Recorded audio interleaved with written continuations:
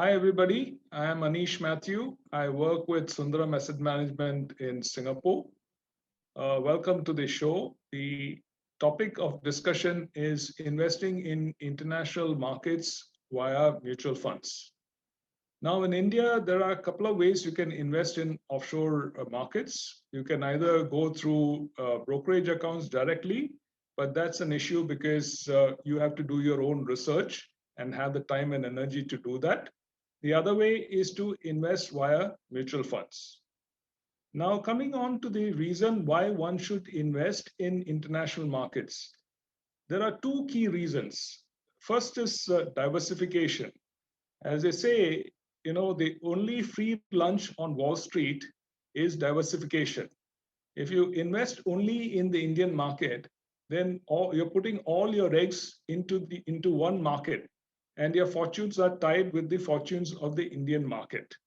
So if you diversify your investments, you can do this via the going into the international markets via the Indian mutual funds, which have exposure to that. The other main reason why you would like to invest overseas is because, as you know, India is not at the cutting edge of technology, nor at the cutting edge of the latest trends.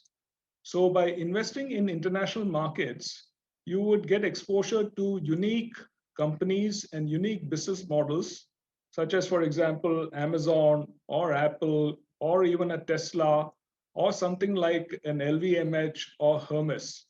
These are unique businesses which are available overseas and not available in the Indian market. So what are the key risks that one might face while investing in the overseas markets? You have to remember that all markets, even offshore, are equity markets. So they have their own cycles.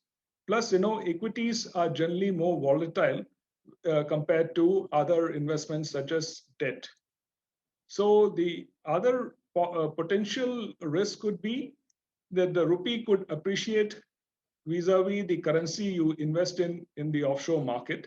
But this is less of a risk because if you look at India, it runs a current account deficit. And as long as India runs a current account deficit, the rupee will tend to depreciate. Now, finally, how much do you want to invest in the offshore market? I would recommend investing around 20% of your equity exposure in the offshore market. You can do this via SIPs in order to reduce the volatility of these markets.